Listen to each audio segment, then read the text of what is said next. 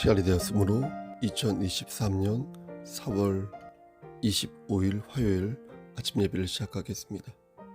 다같이 사도신경으로 우리의 신앙을 고백하겠습니다.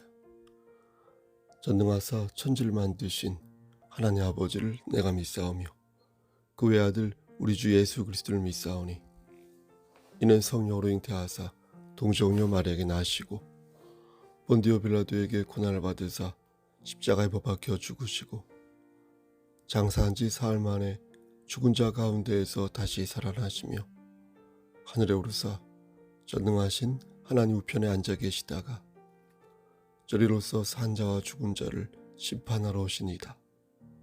성령을 믿사오며 거룩한 공예와 성도가 서로 교통하는 것과 죄를 사해 주시는 것과 몸이 다시 사는 것과 영원히 사는 것을 믿사옵나이다. 아멘.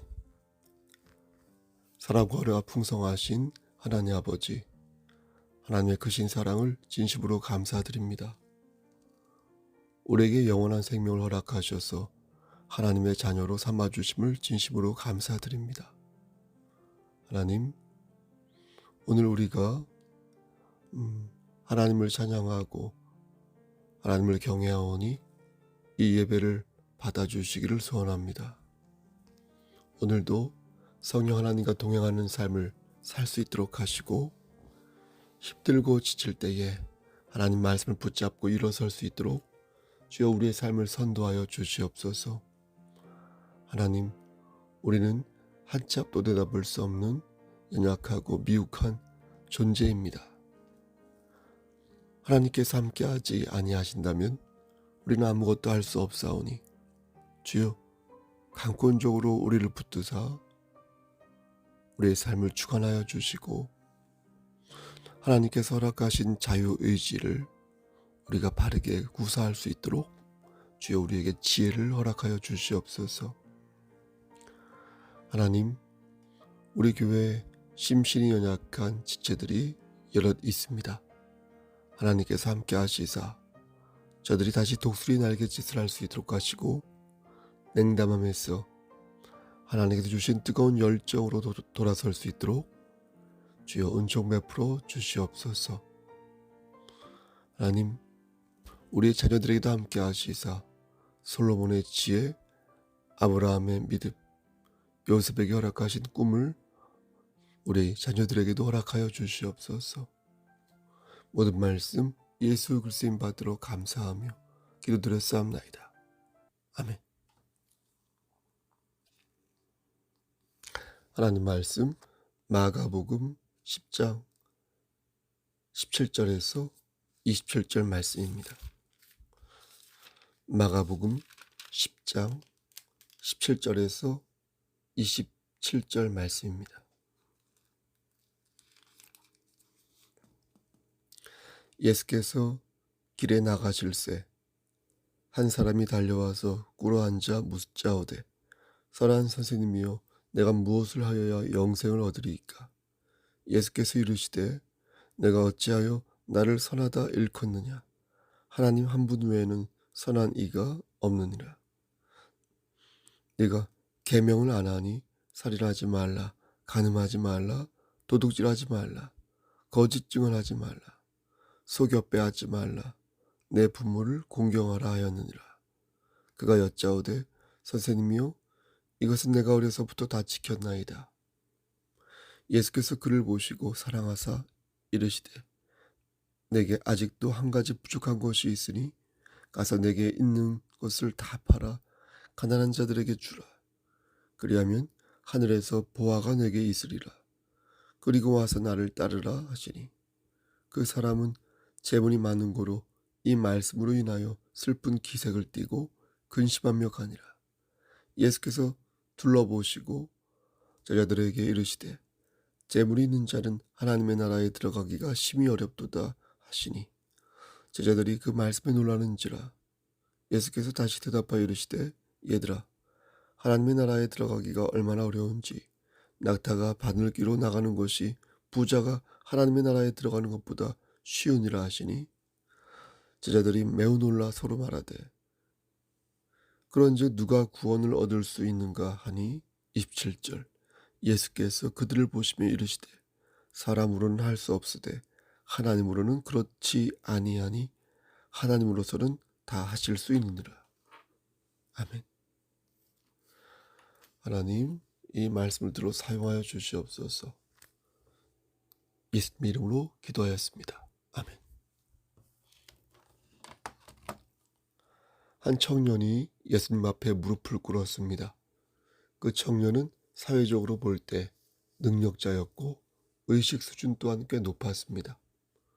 의식 수준이 높다는 것은 성경적으로 볼 때 두 가지 의미가 있습니다. 하나는 자신을 돌아볼 줄 알아서 인격을 수용할 줄 안다는 것이고요. 또 하나는 지혜의 근본이신 하나님을 경외한다는 것입니다. 그래서 쉽게 휘둘러지지 않고 쉽게 변질되지 않아서 기복이 없는 신앙심을 가지고 있다는 것입니다.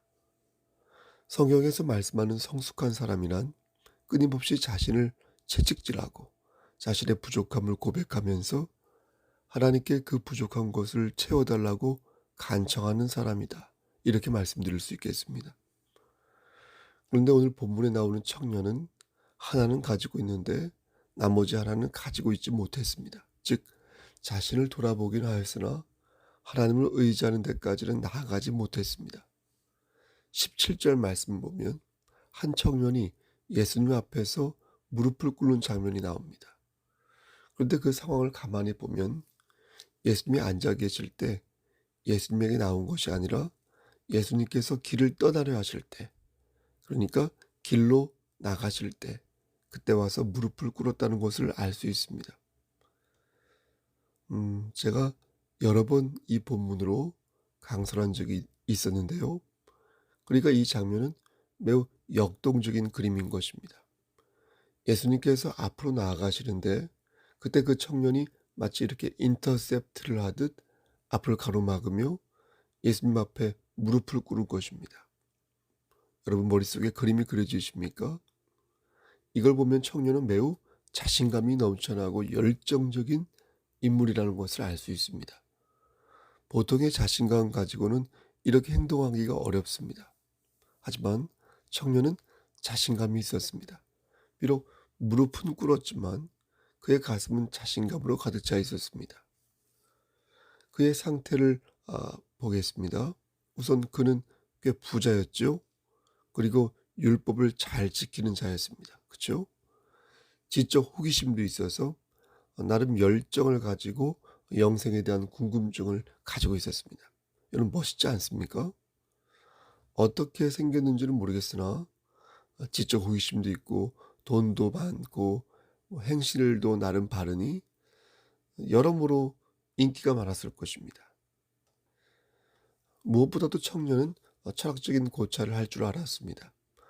철학적 고찰이란 자신을 반성하고 성찰하는 가운데 실천적 의지를 갖는 것을 말합니다. 그러니까 건성으로 무언가를 이렇게 하는 척하는 게 아니라 내가 한번 바꾸어 보아야겠다라고 생각하면서 의식과 행동을 일치시키기 위해 애쓰는 것입니다.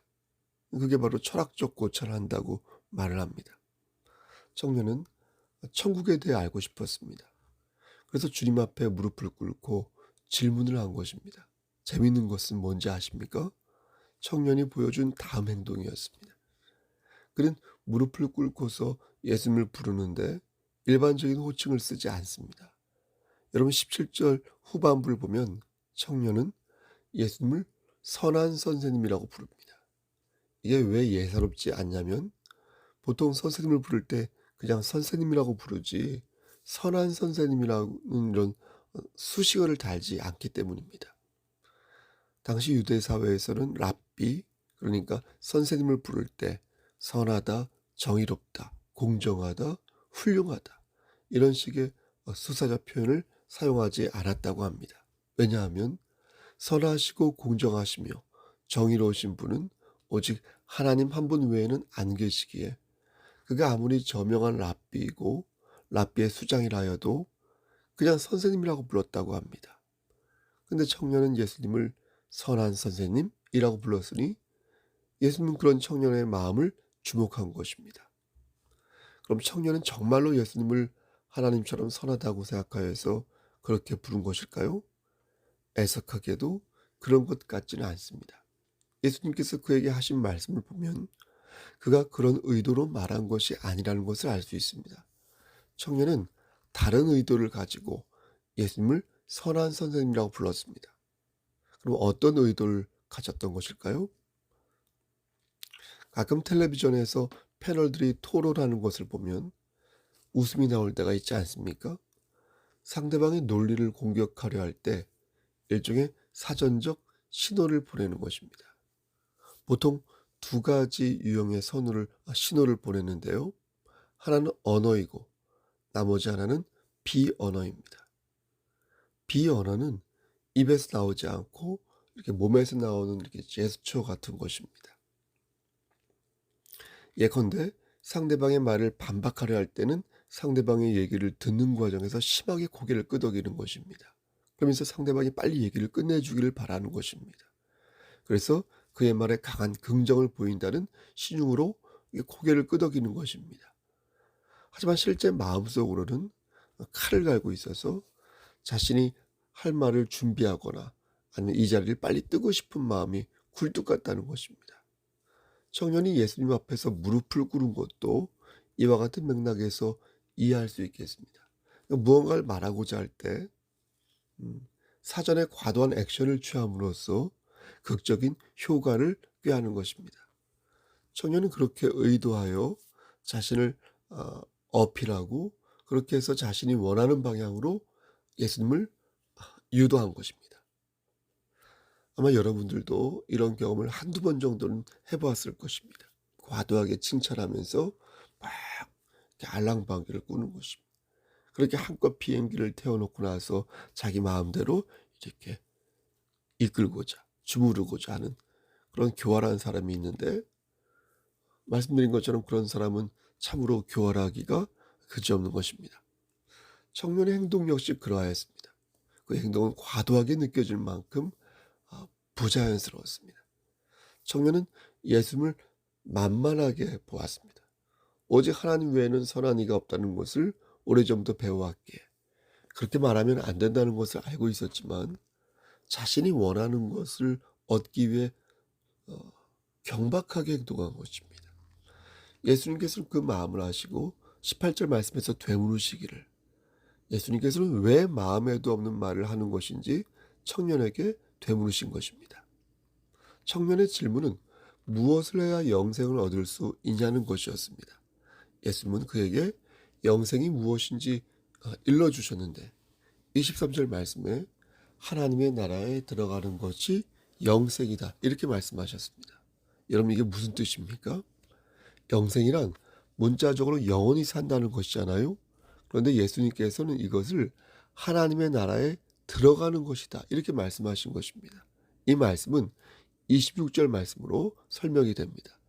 26절 말씀을 보면 영생을 구원을 얻는 것이라고 말씀합니다. 그러니까 죽음에서 생명으로 옮겨지는 것이 영생이라는 것입니다. 다시 말해서 영생이란 영원히 사는 것인데, 그러려면 구원을 받아야 하고 구원을 받으려면 하나님 나라에 들어가야 한다는 것입니다. 이 두 개의 말씀은 이번에 새롭게 하신 말씀이 아니라 이미 제자들에게 하신 말씀이었습니다. 그러니까 제자들은 이 말씀의 의미를 마땅히 알고 있어야 하는 것이었습니다. 하지만 제자들은 몇 번이나 영생에 관한 말씀을 들었음에도 불구하고 예수님의 이 말씀을 기쁘게 받아들이지 않았습니다. 왜냐하면 제자들은 여전히 영생에 관한 예수님 말씀을 이해하지 못하였기 때문입니다. 자신들이 볼 때 청년은 영생을 얻기에 완벽한 사람이었습니다. 십계명을 지켰죠. 열정과 자신감도 있죠. 외적인 조건도 출중했죠. 그런데 예수님께서는 부자가 하나님 나라에 들어가기가 힘들다고 말씀하시니까 도무지 뭔 말씀을 하시는 것인지 이해할 수가 없었던 것입니다. 다시 말해서 저렇게 출중한 청년도 안 된다면, 못 들어간다면 우리는 어떻게 하나님 나라에 들어갈 수 있는지 눈앞이 캄캄했던 것입니다. 청년은 예수님의 말씀을 듣고 정신이 아득해졌습니다.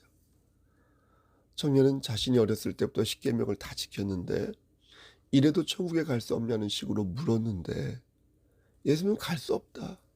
네가 한 가지가 부족한 것이 있으니 가서 내게 있는 것을 다 팔아 가난한 자들에게 주라. 그리하면 하늘에서 보화가 내게 있으리라. 그리고 와서 나를 따르라. 라고 말씀하신 것입니다. 여러분, 우리는 이 말씀을 잘 이해할 필요가 있겠습니다.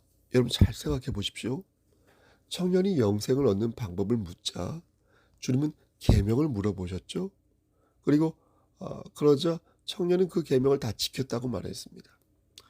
그러자 우리 주님께서는 기다렸다는 듯이 그럼 네가 가지고 있는 재물을 가난한 자들에게 주라고 말씀하셨습니다. 당시 유대인들은 십계명을 지키면 영생을 얻을 수 있다고 생각했습니다. 부자 청년 또한 그렇게 가르침을 받았기에 자신은 지금처럼 살면 영생을 얻을 거라고 생각했던 것입니다.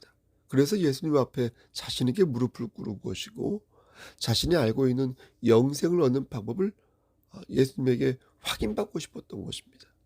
마치 내 통장에 돈이 잘 있는 거지요? 라고 은행 직원에게 묻고 싶은 그런 마음인 것입니다. 근데 뜻밖에도 예수님은 다른 말씀을 하신 것이고 청년은 그것에 충격을 받아 슬픈 기색을 한 채 집으로 돌아간 것입니다.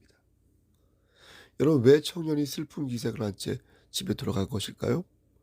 어떤 사람들은 21절 말씀을 오해하여 그거 봐라. 예수님도 말씀하셨지 않은가. 가난한 사람을 도와야 영생을 얻을 수 있다고 말씀하고 있지 않은가. 그러니까 너희가 천국에 가고 싶거든 가난한 사람을 도와야 하는 것이다. 사회적 약자를 도와야 하는 것이고 기부도 많이 해야 하는 것이고 헌금도 많이 해야 하는 것이다. 이렇게 말을 하는데요. 그것은 하나님의 말씀을 바르게 이해한 것이 아닙니다. 여러분, 가난한 사람을 도와야 영생을 얻을 수 있습니까? 여러분, 기부를 많이 하고 헌금도 많이 해야 천국에 갈 수 있습니까? 천만의 말씀. 그렇지 않습니다. 성경은 그렇게 말씀한 적이 한 번도 없습니다. 만약 그렇게 가르치는 교회나 재단이 있다면 그것은 정상적인 공동체라고 말할 수 없습니다. 사이비 종교 있죠? 사이비 종교는 집 팔아가지고 교회 빚을 갚으라고 말합니다. 사이비 종교. 협작꾼들 있죠? 그들은 사람들을 속여서 간과 쓸개를 바쳐야 복의 복을 받을 수 있다고 말합니다. 하지만 건강한 교회는 그렇지 않습니다. 말씀 위에 서 있는 교회와 건강한 신앙관을 가진 목사는 그렇게 가르치지 않습니다. 왜냐하면 예수님께서는 단 한 번도 돈을 써야 영생을 얻을 수 있다고 말씀하신 적이 없기 때문입니다. 다시 한번 말씀드리지만 예수님께서는 가난한 자를 도와야 구원을 받는다고 말씀하신 적이 없습니다. 또 가난한 자를 돕고 좋은 데 쓰라고 교회에 헌금하는데 그 헌금 덕분에 구원을 받는다고 말씀하신 적이 없습니다. 여러분들이 교회에 헌금하지요. 또 우리 사회에 기부하지요.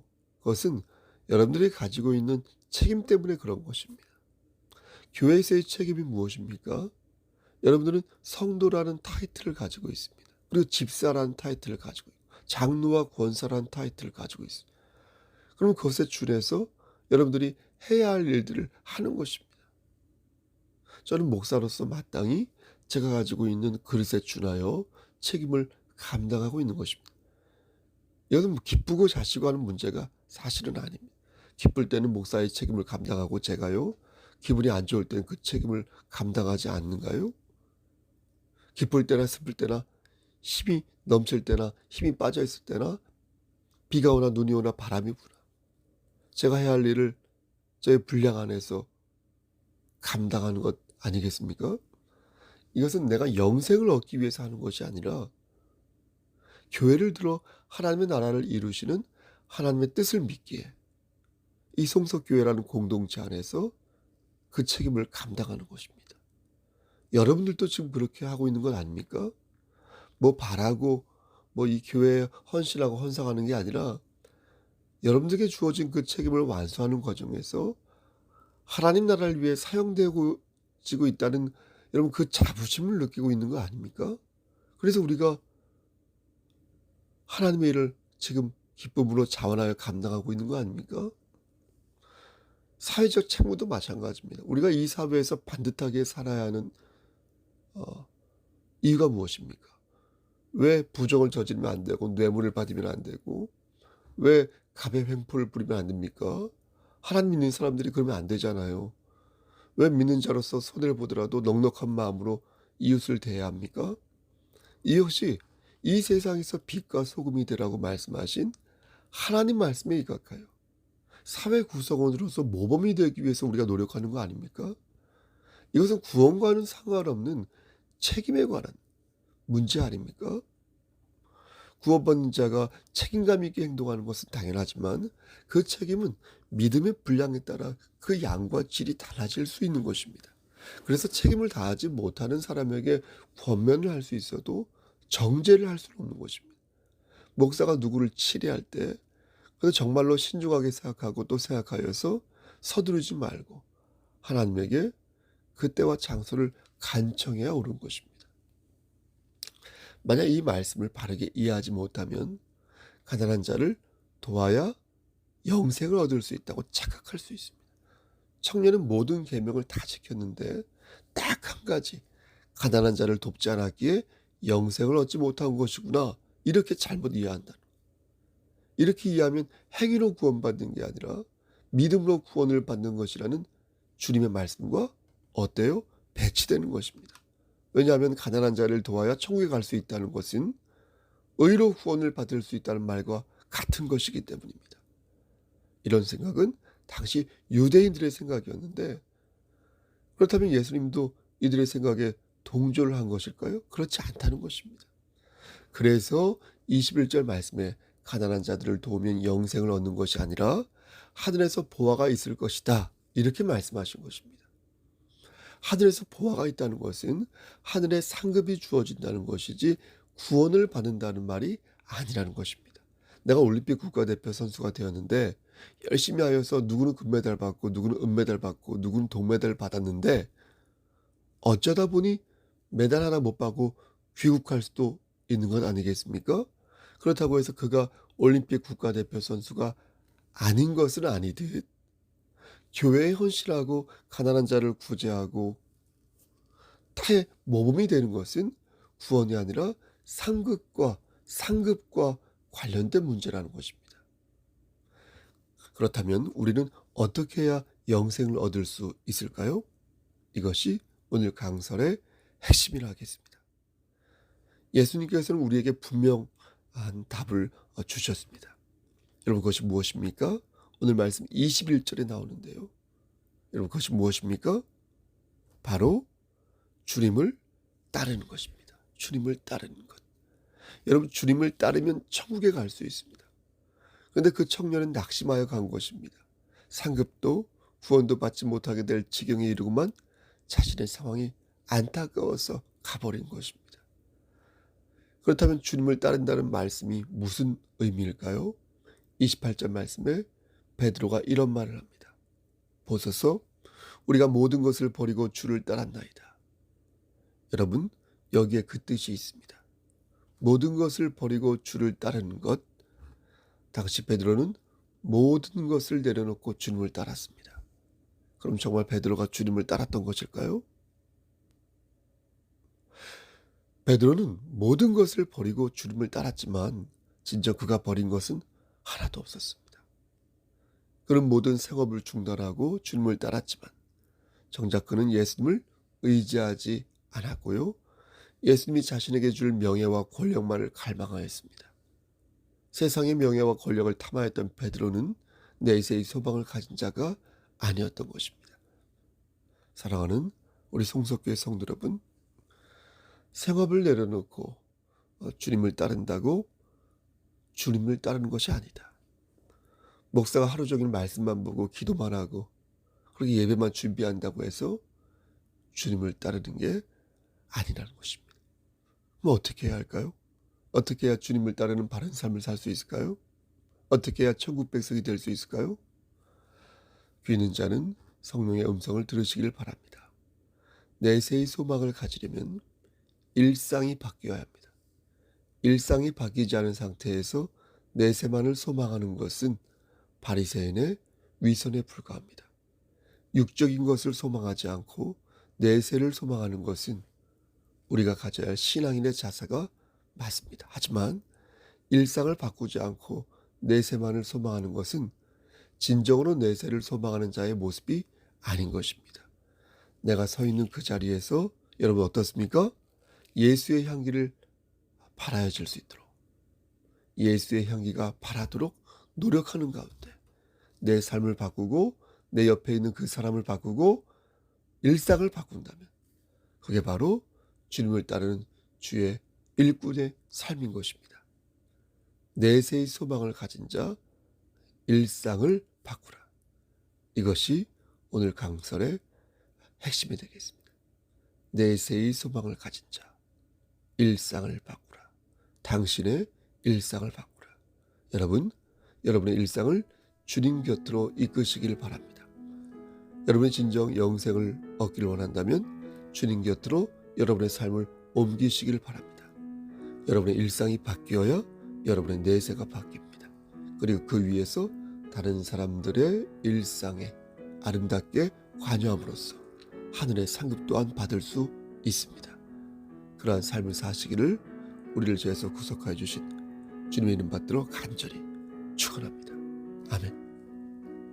이제는 우리를 죄에서 구속하여 주신 우리 구주 예수 그리스도의 은혜와 아버지 하나님의 만극하신 그 사랑하심과 성령 하나님의 교통하시고 인도하시는 모든 역사하심이 하나님 말씀 안에서 일상을 바꾸기를 소원하는 여기 모인 성도와 그들의 가정과 이 재단과 이 나라 위에 하나님의 사랑하심이 세세토록 함께 계실지어다.